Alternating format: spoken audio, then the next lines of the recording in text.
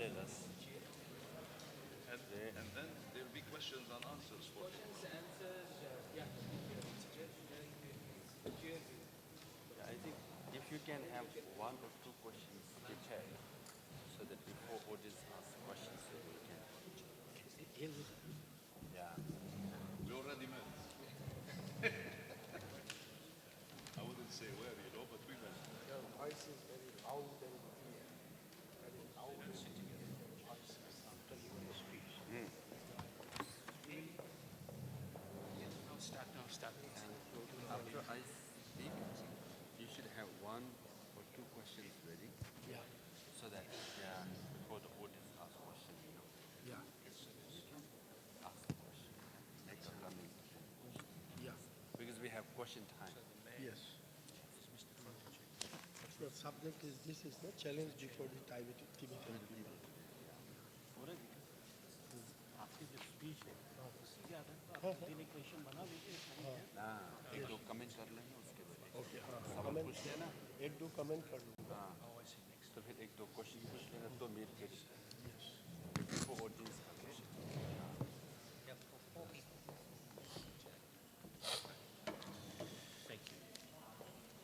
अब विपुल बोरा जी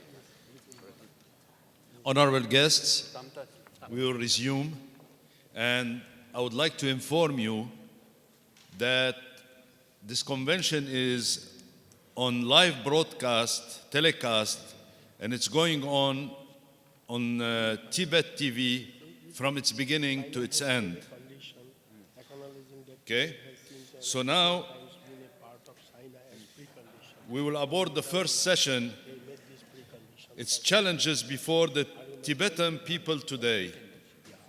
And this session will be chaired by the Honorable Pradeep Tamta and moderated by the Honorable Ripun Bora, members of the Indian Parliament. And it will be addressed by the Honorable Dr. Lobsang Sangay, President of the Central Tibetan Administration. Please welcome him.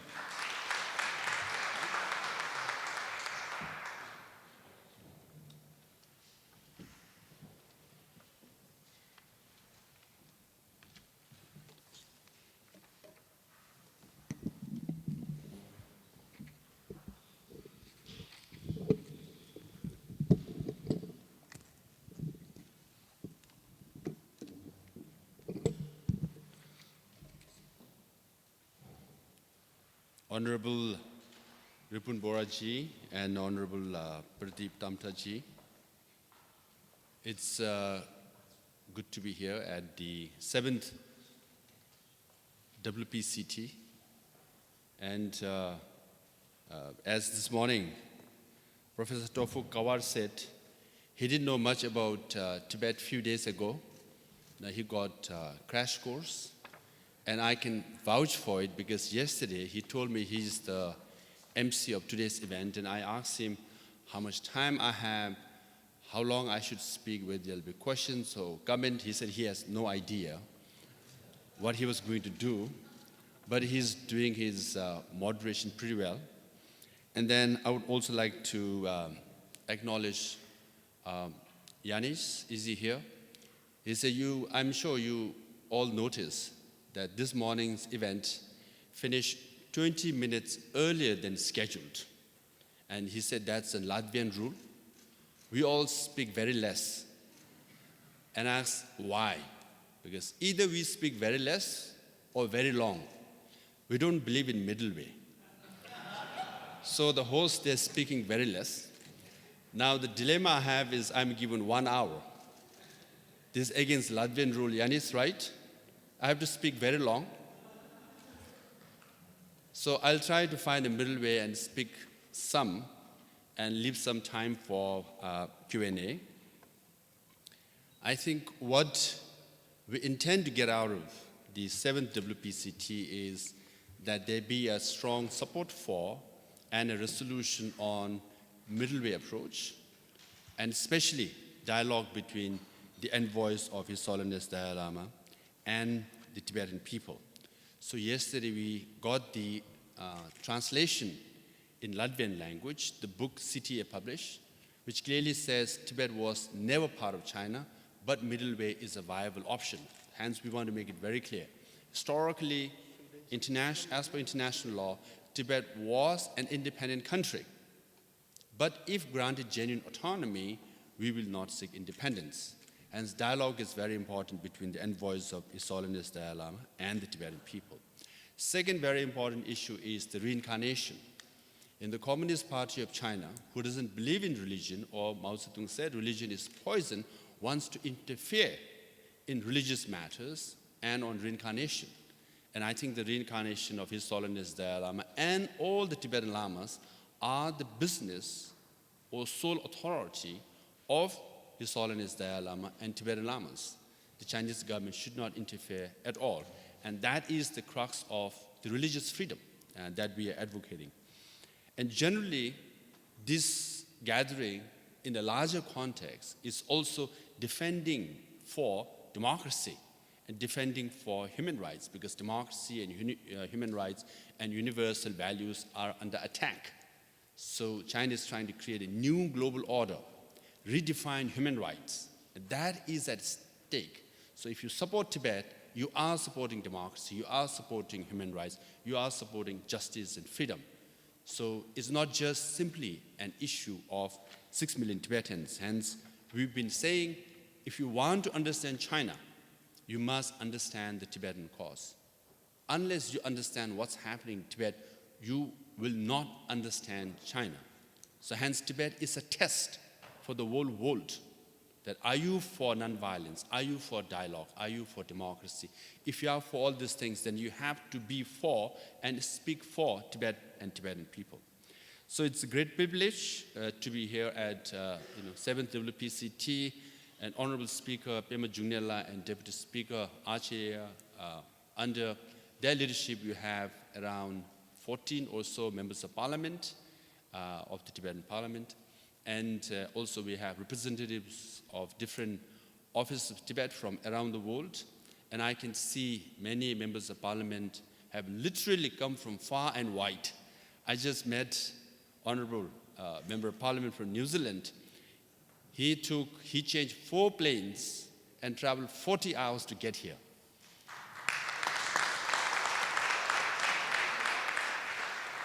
That shows the determination, and that's the term support is aptly, used here. And then we have, supporters from around the world. I would like to mention, because we have a lot of parliamentary support groups, and Czech Republic takes the credit for forming the largest parliamentary group in Europe. I think 51 members.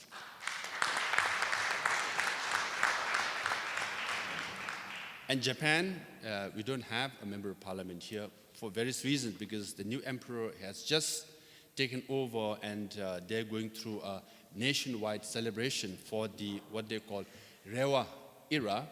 But Japan has the largest parliamentary support group in the whole world.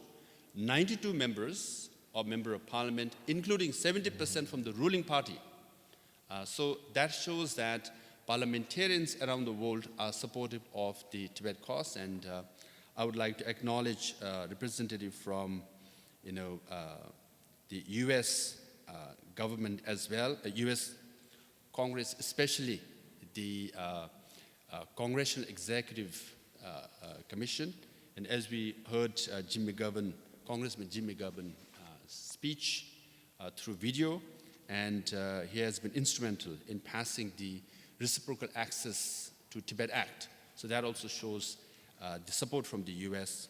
Congress, and a very supportive letter from Honorable Speaker Nancy Pelosi. This year, we mark 60th anniversary of March 10th, or National Uprising Day. And last year, we felt it's fitting that His Holiness Dalai Lama fled Tibet in 1959, and he has been exiled for 60 years. And despite the pressure, the power, and efforts of the Chinese government to undermine us, dilute us, destroy us, we are still standing. Why? Partly because of Tibetan people's resilience, mainly because of leadership of His Holiness Dalai Lama, and primarily because of friends like you around the world. So last year was the gratitude year. We wanted to thank all the supporters of Tibet around the world. We traveled to various countries, but we have not been to travel to many places. And some of you are from those countries where we could not travel and formally say thank you. But I'm using this podium to say thank you to all those countries and all of you for being with us for 10, 20, 30, 60 years. That is why we are still standing today. That's why we have the 7th WPCT here in Latvia, in Riga. And I think it's also fitting that we have it here in Baltic states of Latvia. This is the region where resistance took place many times in history, and and they succeeded in restoring democracy and their independence as well. I say this particularly because I want to acknowledge the hospitality of Latvia and Riga and the members of parliament from Latvian parliament. I was in Vilnius, Lithuania for 36 hours day before yesterday and yesterday, and Lithuanian supporters have done a tremendous job. In 36 hours, because of their efforts and contribution, we managed to create a bit of a small wave through the media coverage and events that the Chinese embassy was so furious, they issued a long press release condemning the press conference organized by our friends Andrus Nivakos, who is here.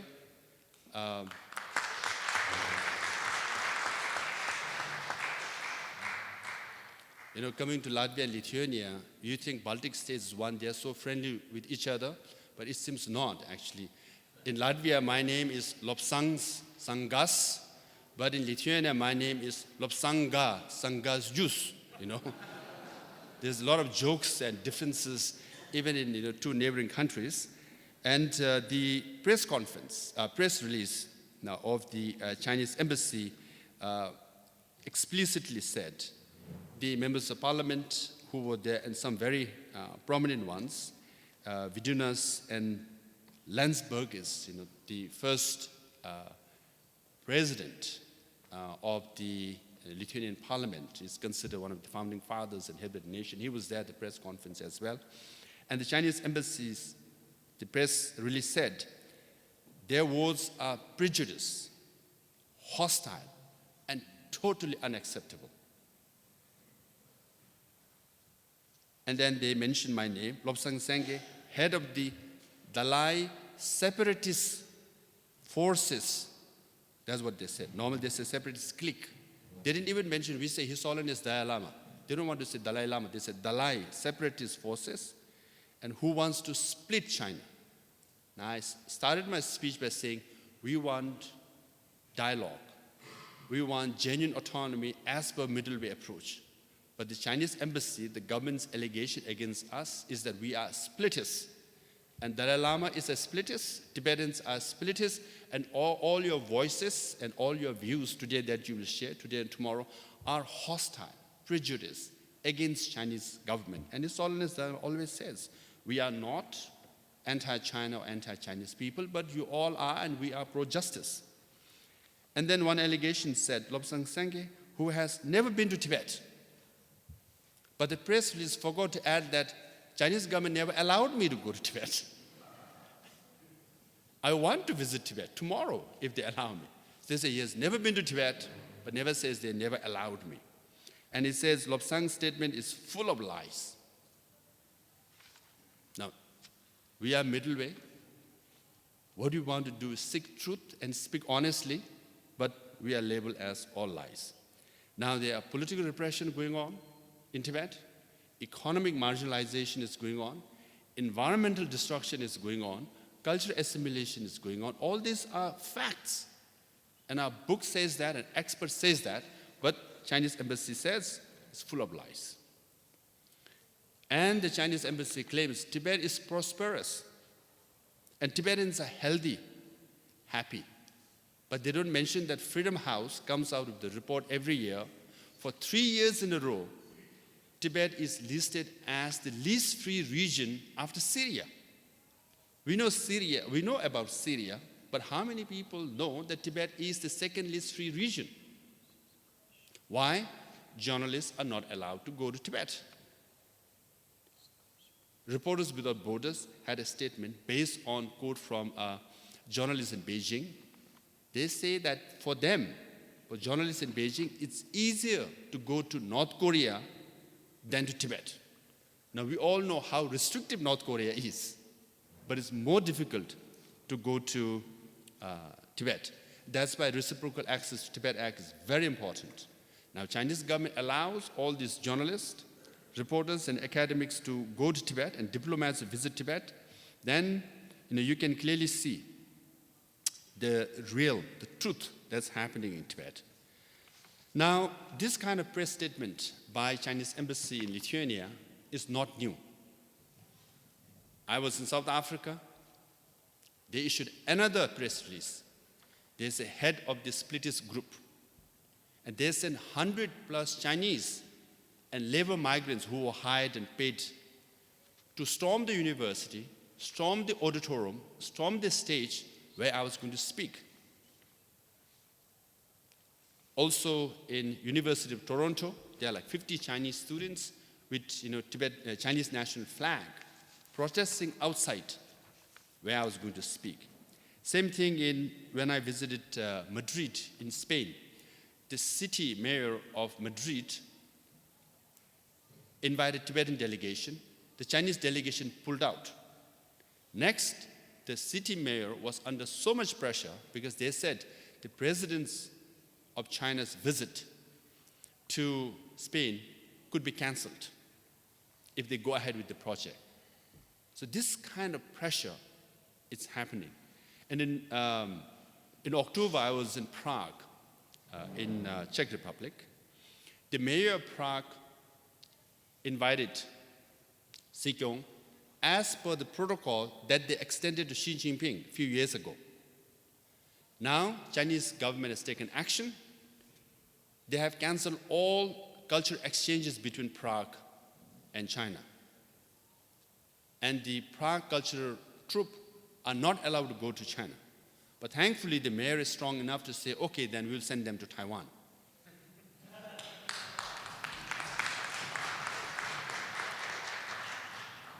So this kind of actions by the Chinese government and Chinese embassy is an act with impunity, How long and how far we can go on tolerating this?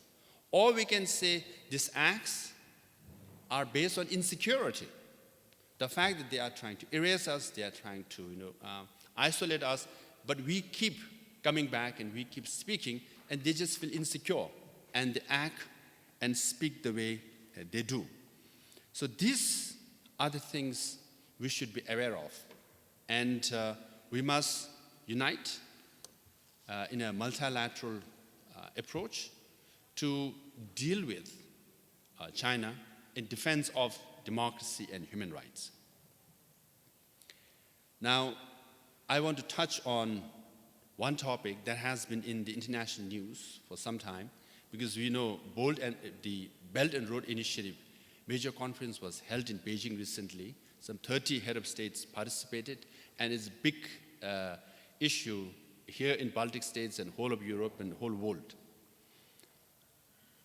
Now, we are very familiar with this issue, because when Chinese army first came to Tibet, we were promised one road connecting China to Tibet, and said, once you connect China to Tibet with this road and one airport, it will bring prosperity for Tibetans. Makes sense. Belt and Road Initiative says the same thing. We'll connect railway line, we'll connect road, we'll connect seaport to all these European countries and around the world. It will bring prosperity to you. So we also believe that prosperity slogan, and we helped build the road. Once the road was built, while the road was built, Tibetans were paid silver coins for the labor. So the Tibetans started singing a song saying the Communist Party acts like a kind parent figure. It showers us with silver coins. Once the road was completed, Chinese army came in, guns came, tanks came, and took over our country. And soon, trucks came to forests, to minerals, and for the last 60 years, extraction of minerals are taking place even now. Now, one road led to the loss and occupation of our country. Now, same blueprint is used in various parts of the world by China. And I was giving a talk in South India. Two African students asked me a question: what do you make of all this Chinese investment in South Africa? And I said, did they build good roads, good railway line? Yes, and good entertainment centers, big football stadium and all that. They said, yes. And did they co-opt your elite also? Some of the ruling elite are speaking for the Chinese government. Yes. He said, how do you know about our continent? I said, I've never been to Africa, but that's what happened in Tibet 60 years ago, and that same blueprint is used in Africa, in Latin America, and they want to use in Europe as well through this BRI initiative. Now, there is a song promoting Belt and Road Initiative. And people, in that video, a lot of children sing that song. And it goes like this, I quote: "The belt connects the land. The road moves on the sea. Together, what they promise is joint prosperity." Sounds similar? This is a song somewhat similar we sang in Tibet as well. And then in another UNESCO event, UNESCO young leaders, they were participating in International Youth Forum. They sang a song.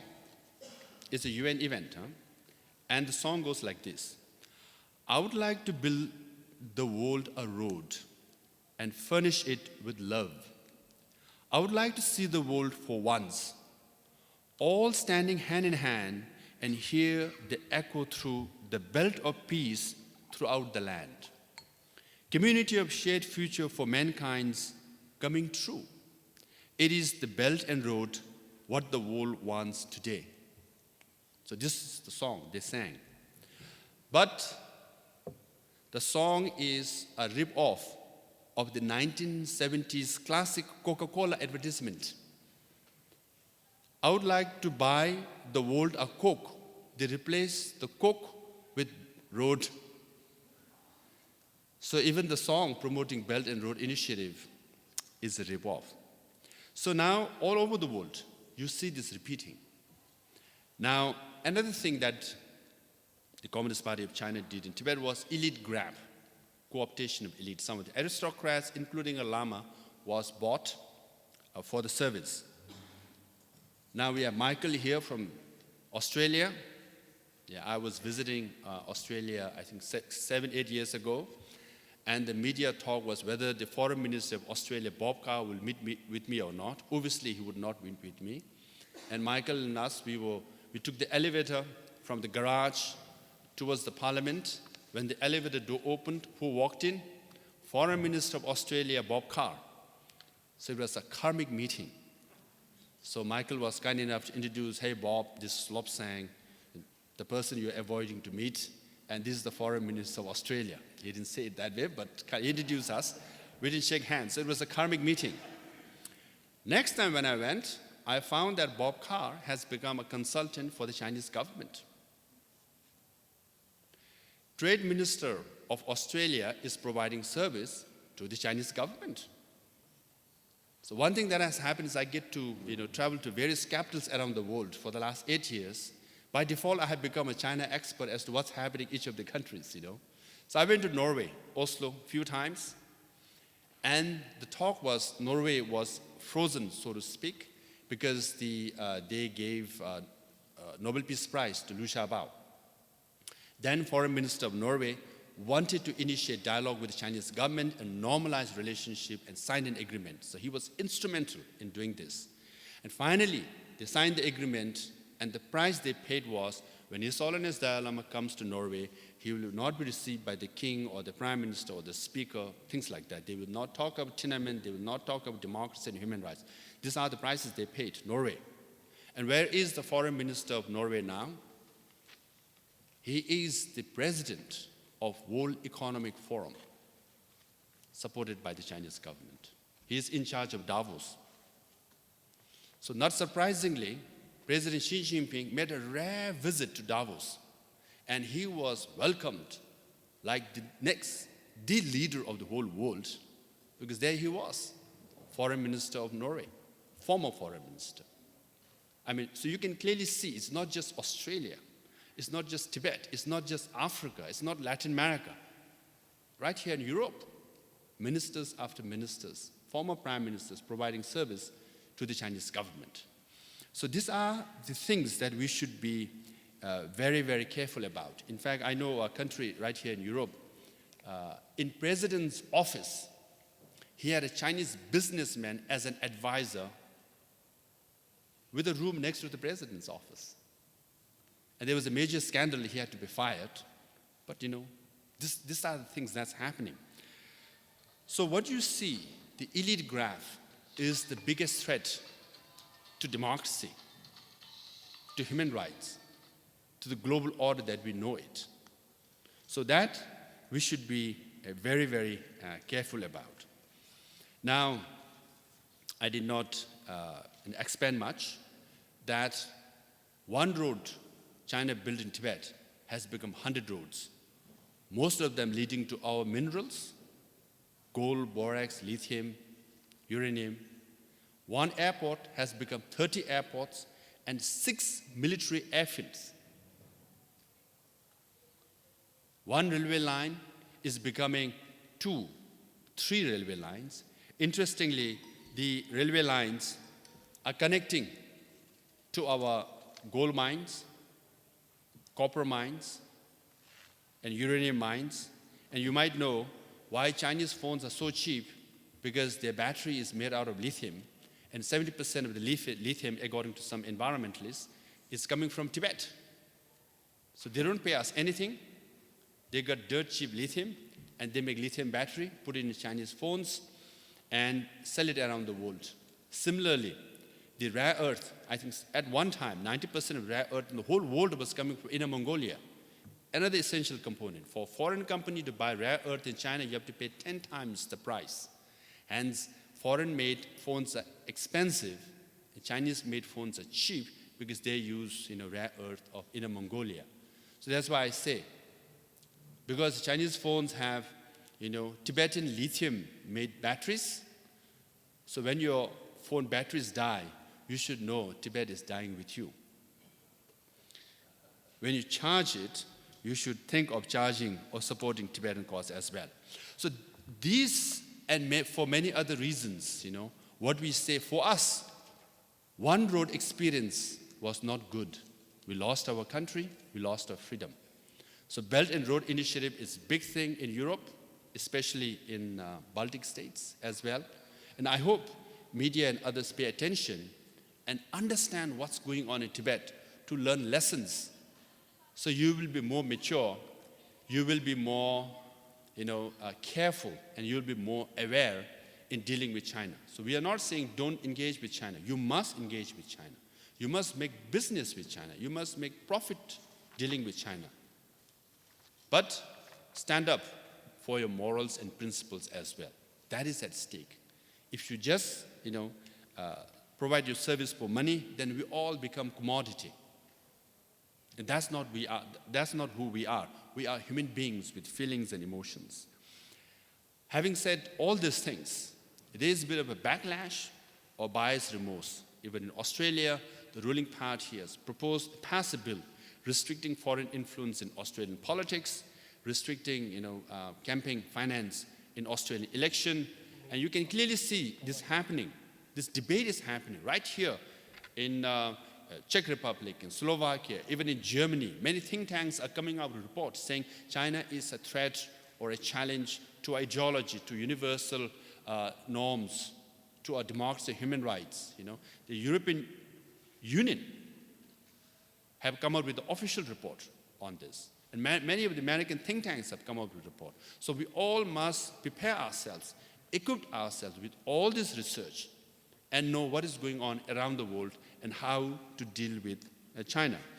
So that way, I think, even though the Chinese presence and power is strong, but we all must prepare ourselves to deal with it jointly together. Because even at the United Nations, they are redefining human rights. They are restructuring United Nations, really. They want to change the global order. And socialism with Chinese characteristic is the new norm. One-party rule with no freedom of speech and no free right to vote. These are universal. We take it for granted, and we can't be complacent. These are all at stake. Now, as I said, Tibet is the test.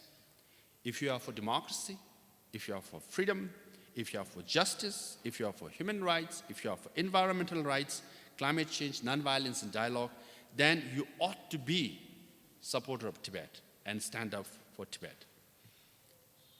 If you defend Tibet, you are defending democracy. If you support Tibet, you are supporting human rights.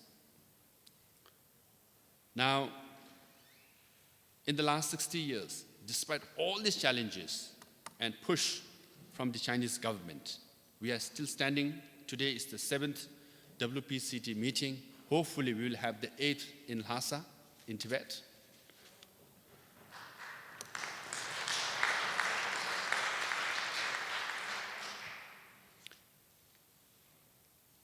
And the last 60 years, Tibetan resilience, the Tibetans' can-do attitude, Tibetan sense of solidarity, Tibetan sense of determination, their hopefulness and never give up attitude has brought us here.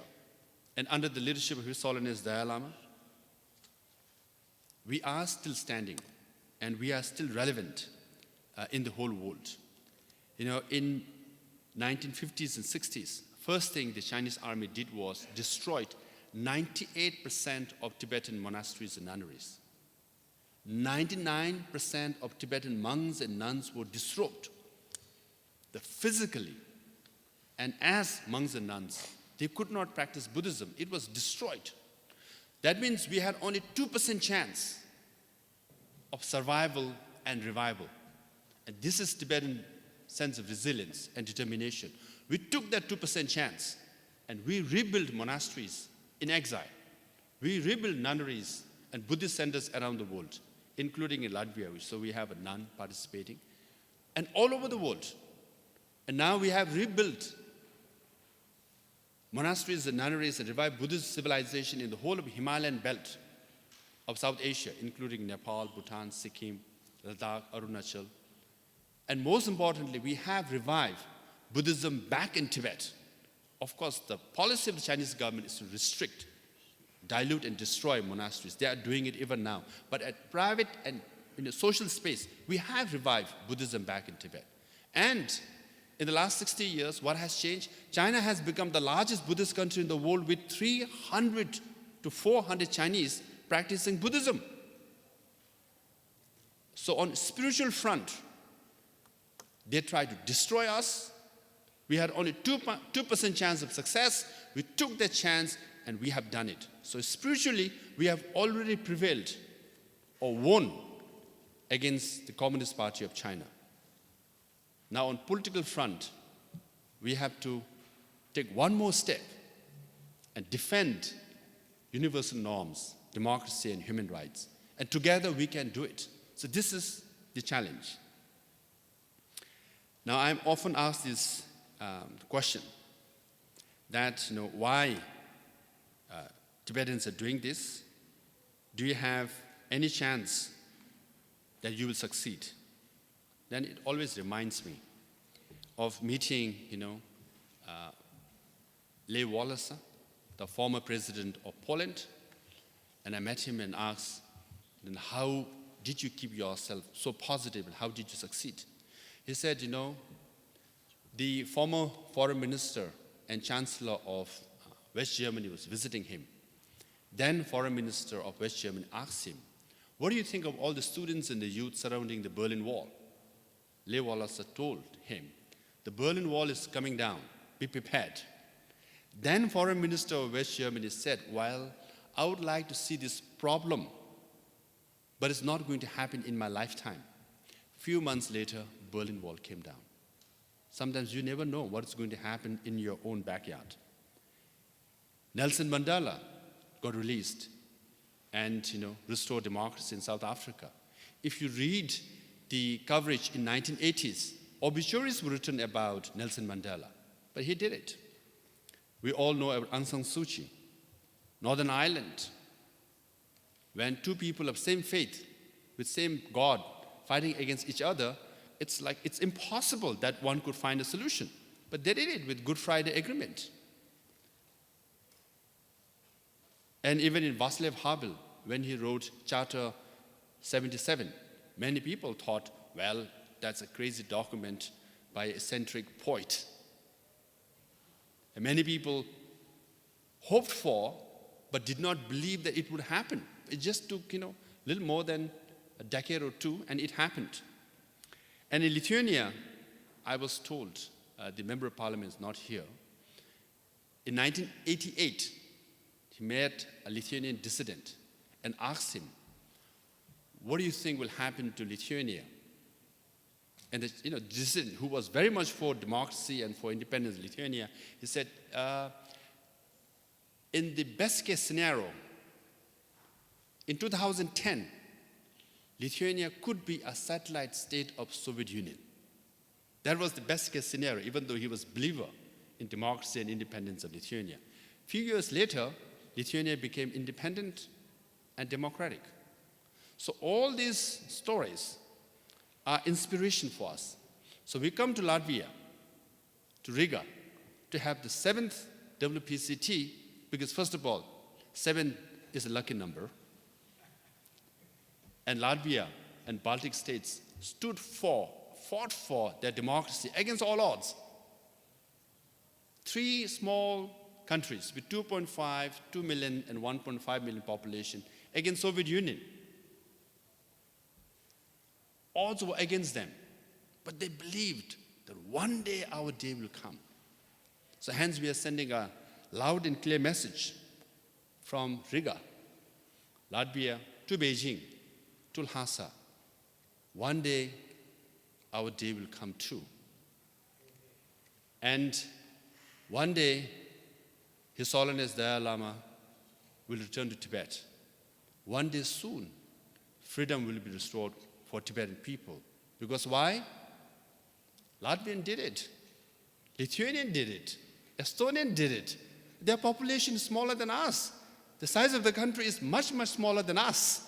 If they could do it, we Tibetans can do it too. Thank you very much.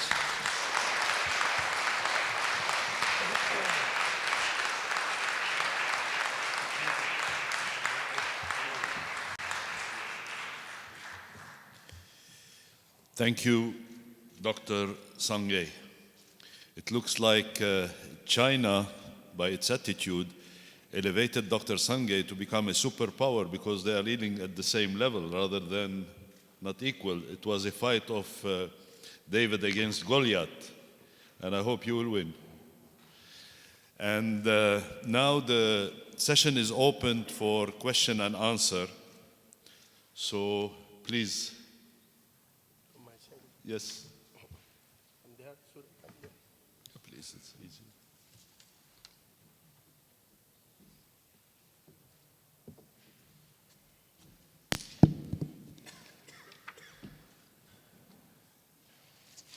Thank you very much. Honorable Speaker of the Tibetan Parliament in Exile, Mr. Pema Jungne, Honorable Deputy Speaker of the Tibetan Parliament in Exile, Excellencies, Dr. Lobsang Sangay, my esteemed colleague, Member of Parliament from India, Pradeep Tamta, and Taufik Kawar, and all the delegates, parliamentarians coming from different countries. So first of all, I congratulate Dr. Lobsang for giving a very detailed description about this topic today, that challenge before the Tibetan people today. So I, as moderator, I want to put some of my views and some questions to Dr. Lobsang. First of all, he is very right that His Holiness Dalai Lama's video message we have seen, that is very rightly he has mentioned that supporting Tibet, supporting the cause of Tibet is not a pro-Tibet. Similarly, in the same line, Dr. Lobsang has also said that to support Tibet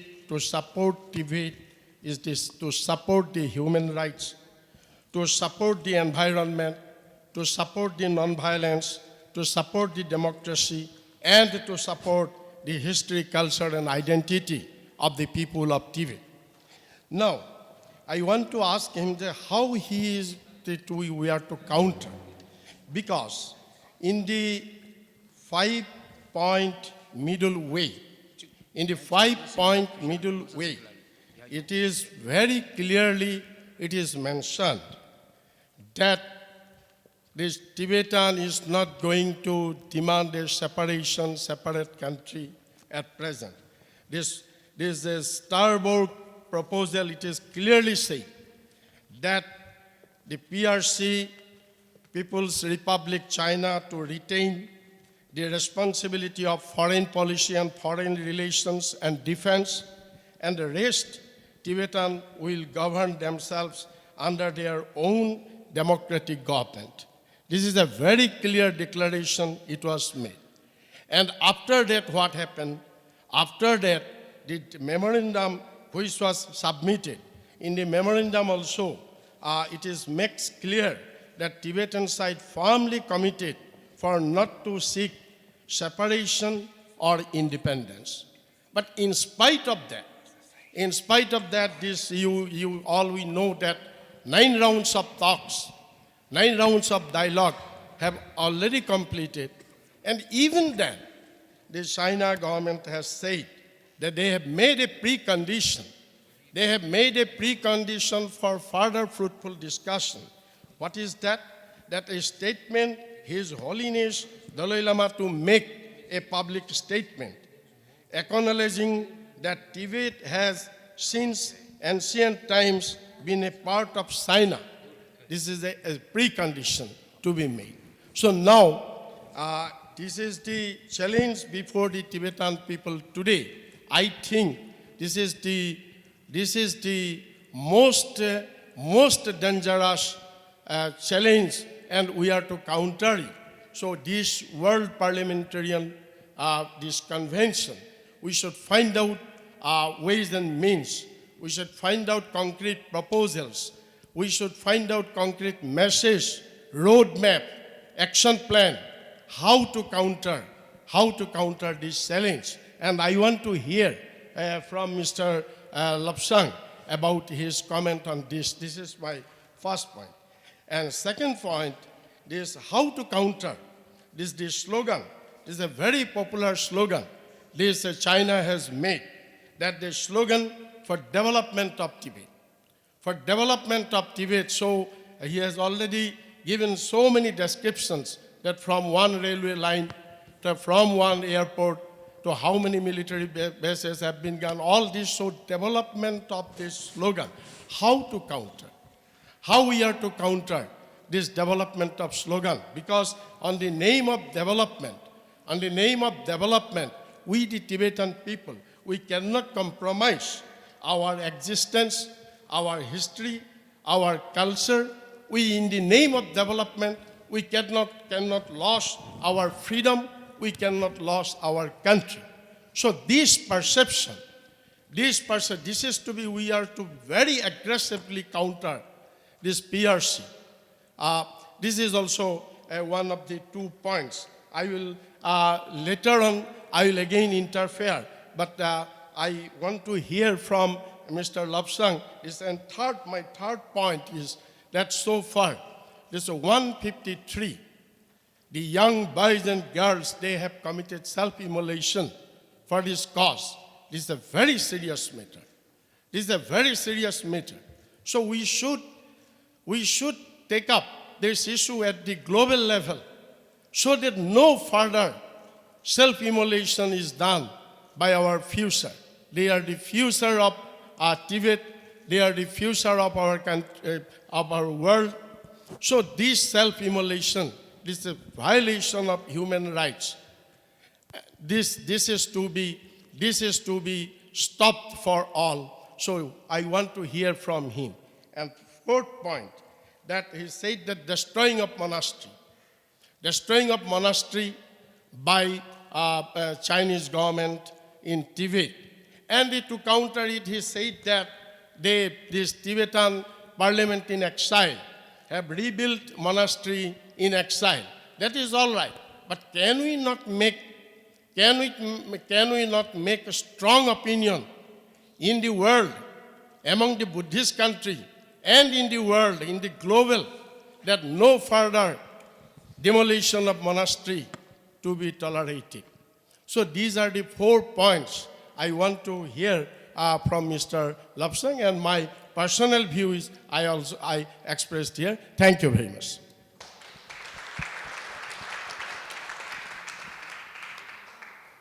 Thank you very much for all those questions. Number one, middle way approach to seek genuine autonomy for the Tibetan people. So as I tried to say at the beginning, historically Tibet was an independent country. Based on international law, we are entitled to have self-determination as well. But because China says sovereignty and territorial integrity are non-negotiable, one China is non-negotiable, His Holiness Dalai Lama felt, and Tibetans agree, that there should be a win-win proposition. If these are non-negotiable, these are the conditions that China cannot compromise on, and what we are saying is we will take that. So we will not challenge China's sovereignty, territorial integrity, we will not challenge one China, but give us genuine autonomy as per or within the framework of the Chinese constitution. So you say these are the rights given to Tibetan people. For example, one provision says Tibetan language should not only be used, but should be encouraged. But it's a fact that at the university level, high school level, middle school level, medium of instruction is Chinese, not Tibetan. So these and other matters we say, give us genuine autonomy as provided in the Chinese constitution, then we will not challenge China's sovereignty and we will not seek separation from China. And that includes, you can have the defense affairs, you can have foreign affairs. Number two, yes, China always says they have brought development in Tibet. And as I said, all the roads lead to minerals. All the railway line leads to our gas and our forest areas as well. And airports have become airfields as well. So has development come to Tibet? Yes, we're not challenging that. But who are the primary beneficiaries? For example, in the capital city of Tibet, almost 80, if not 90% of businesses are owned or run by Chinese. And in fact, in 1990s, there used to be signboards openly. Now it's practice on a daily basis that says that if you want a job, Tibetans will get 300 RMB a day. A Chinese person who has come all the way from China, who is not, familiar with the terrain and the altitude, will get 500 RMB a day. So there's a blatant discrimination in the very capital city of Tibet for employment as well. But this is more threatening. At the United Nations, China is redefining human rights. What they're saying is development is primary, political rights is secondary. So as long as government provides bread, butter, and shelter, the population should be content with. So that's why China has one-party system, no freedom of speech, and no freedom to vote. They say that's the way it should be. So the development argument is much bigger than simply for Tibet issue as well. Now, 153 Tibetans have committed self-immolation, yes, which is tragic, which is sad. Tibetan administration, we discourage self-immolation, and we have said it consistently and categorically. Having said that, we discourage the action of self-immolation. but we support the aspirations of self-immolators, because the aspirations are they want to see the return of His Holiness Dalai Lama to Tibet. They want basic freedom for Tibetan people.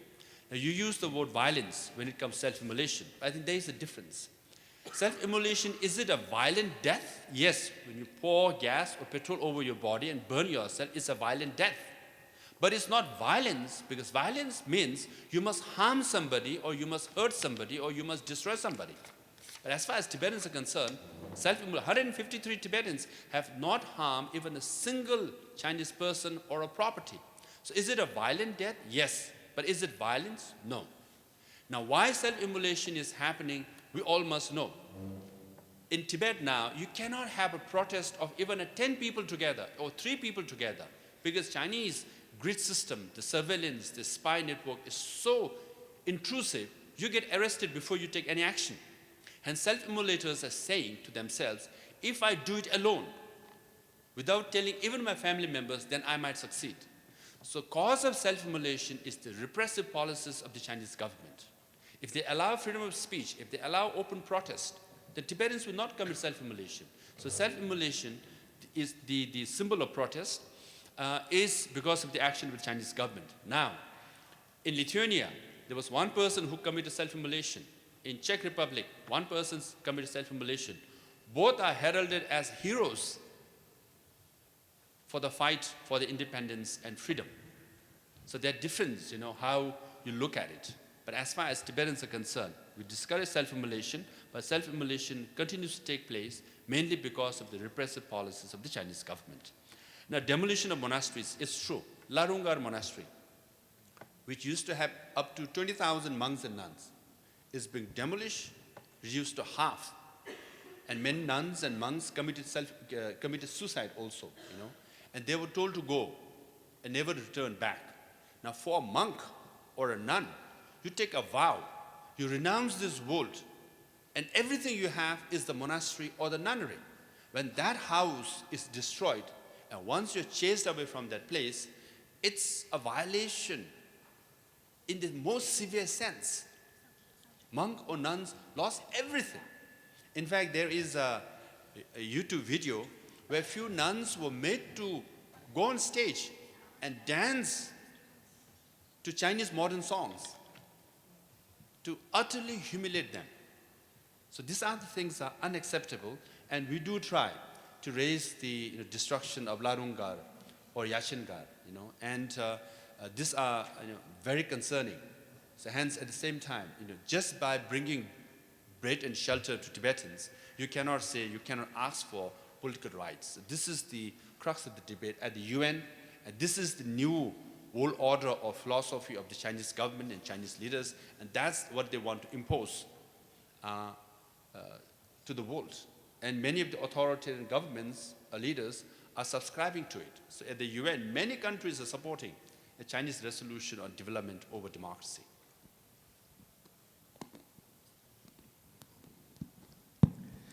I want to just supplement to one thing, that this self-demolition, of course, it is totally non-violence. It is harming nobody, no China.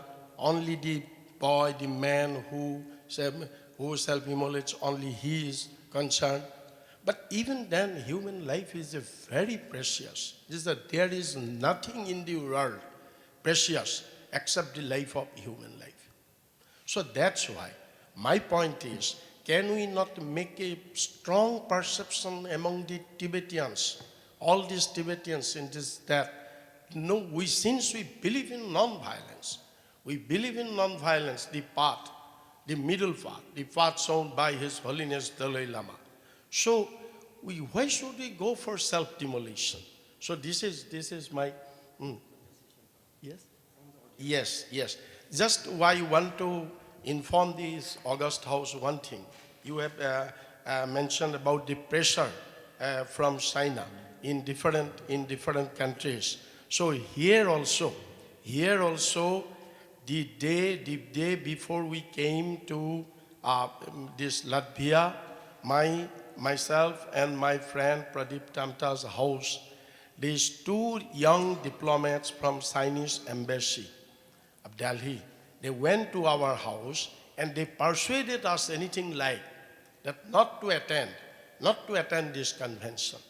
You see, the way they have gone into such extent. So this is happening. So this is also one of the challenge before the Tibetan people, and we should think about how to counter all these things also. Thank you very much. Now, any question from the delegates? Before the audience think about some questions, I just want to thank both of you, Honorable Rupun Boraji and Pradeep Tamtaji, that despite the love letters, in fact, you got a call right, to your house by 2 Chinese diplomats. Now, when you receive letters, you always say love letters from Chinese embassy. But I think they visited they didn't come with roses, right? But, the fact that they tried to discourage you, not to attend, the fact that you are still here means a lot, because what India has done, what Indian government and people has done, no other country has done for Tibetan people. The fact that 2 of you are here in the very first session means a lot. So, hardik shukriya. Thank you.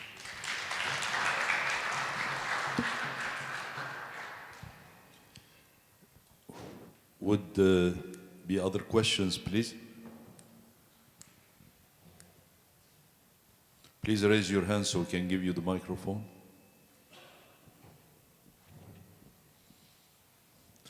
Okay. So, I think the chair will have a comment.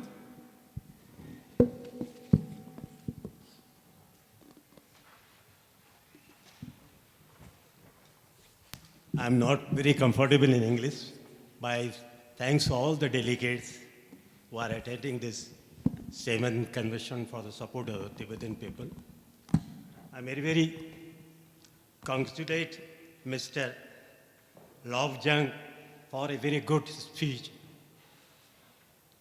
My friend and colleague Bora has said about the Chinese consular, they visited us. They also said, you adopt this visit and we will be arranged for your Chinese and Tibetan visit. I will say no. We are for the Chinese and Tibetan peoples. This is upon the Chinese and Tibetan people how to solve their problem. We, the Indian people, have welcomed the Tibetan peoples. Dalai Lama, His Holiness, is a very, very man who is not for the Indian peoples, for the whole of the world. I think the struggle of the Tibetan peoples is the way ahead to all the struggling peoples of the world, how to challenge the mighty empires. They are very peaceful. If in the world anyone practically says how the non-violence should be practiced in real life, that is His Holiness Dalai Lama. I thank all the delegates who come from the different parts of the world, parliamentarians and others supporting. They are joining. And I will very, very please, it is for me also, because in the world today, there are different peoples who are struggling for their existence. The nationalities, among the oppressed groups, they hope one day all their rights will be protected. But the way how to defend their rights, the way followed by His Holiness Dalai Lama, say Mr. Singh Kyong, we never used violence against anyone. We use with own peoples.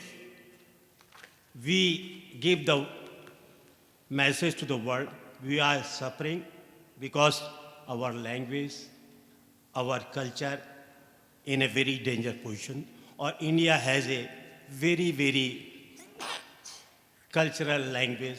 The Tibetan people and Tibetan culture is a midway between India and China.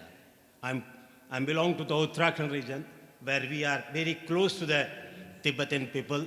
Sometimes the Kailash, Monsovar, and other trades came through between Tibet and rest of India through my side, that is Pithoragarh. So I have a very close relation with the Tibetan peoples. Most of the Tibetan refugees reside not a very significant way, but in a large population in my state, in Nainital, my former parliamentary Siyal Muda Pithoragarh. So I have a very close relation. I congratulate them. One day they will protect their language, their culture, or the people, the struggle of the Tibetan people is a hope for all the world people who believe in non-violence, who believe in equality, the real message of the Lord Buddha given thousands of years in India and Nepal. This is a real way to achieve their success. I conclude this session and thanks all the participants who came here. Okay, thanks very much.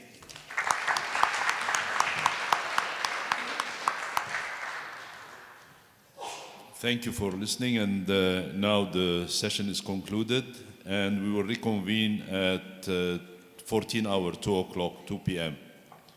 So we have now the lunch session.